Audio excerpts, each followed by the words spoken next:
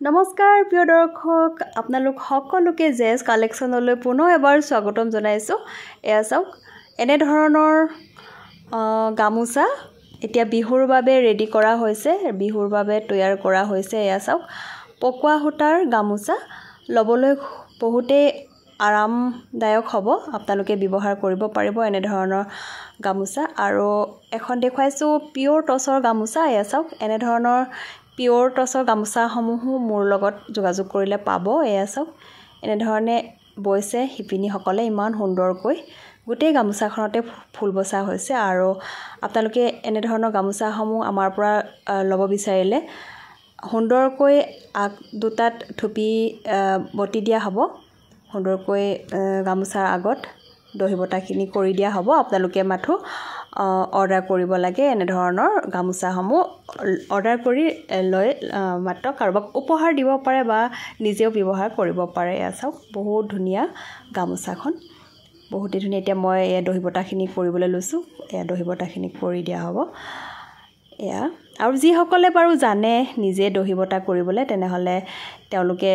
কৰি লব পাৰিব নকৰা দহি বটা নকৰাকেও লব পাৰে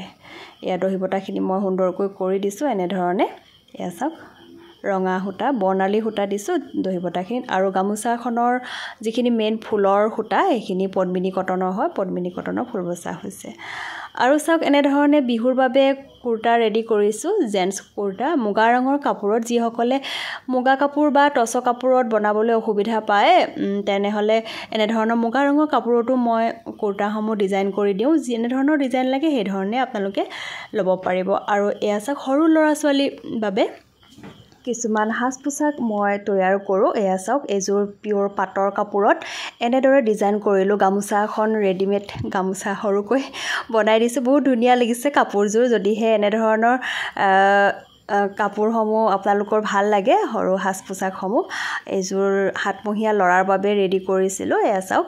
এনে ধৰণে ৰেডি কৰিলো যদি ভাল লাগিছে তেনেহলে আপোনালোকে এনে ধৰণৰ হাস পোছাকসমূহ আপোনালোকে মোৰ পৰা লব পাৰিব এয়া সকলো ধৰণৰ সাইজতে মই ৰেডি কৰি দিও ডাঙৰ লৰা সকলৰ বাবেও মানে এনে ধৰণে ৰেডি কৰো বা সৰু সকলৰ কাৰণেও ৰেডি কৰো এয়া চাওক বহুতেই ধুনীয়া লাগিছে কাপোৰজোৰ আপোনালোকৰ ভাল লাগিছেনে নাই বাৰু কমেন্ট কৰি জনাব এনে ধৰণৰ কাপোৰ কাৰোবাৰ যদি প্ৰয়োজন হৈছে তেনেহলে মোৰ পৰা লব পাৰিব এয়া চাওক বহুত ধুনীয়া লাগিছে পিওৰ পাটৰ হয় লৰাৰ বাবে এই ধুতি পায়জামা ড্ৰেছটো ৰেডি কৰিলো আৰু দেউতাকৰ বাবে এটা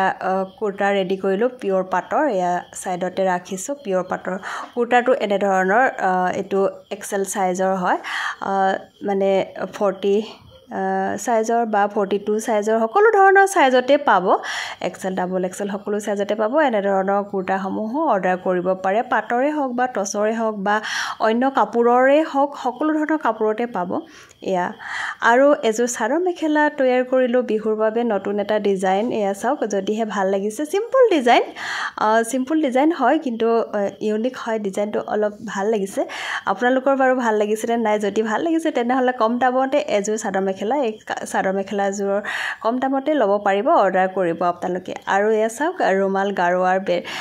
বেডশিট হওক বা টেবুল ক্লথ হওক সকলো ধৰণৰ এনে ধৰণৰ ডিজাইনেবল কিছুমান টেবুলত পৰা হওক বা ৰুমাল হওক কাৰোবাক উপহাৰ দিবৰ বাবে এনে ধৰণৰ ডিজাইন কৰো এমব্ৰয়ডাৰী কৰিছো এয়া চাওক টেবুল ক্লথ বনাইছো আৰু যদিহে আপোনালোকৰ এনে ধৰণৰ বস্তু কিছুমান প্ৰয়োজন হয় তেনেহলে মোৰ পৰা লব পাৰিব আৰু এজোৰ ৰেডি কৰিলো এনেদৰে চাওকচোন ইয়েলো কালাৰ স্কাৰ্ট টপ লগতে এখনি দুপাট্টা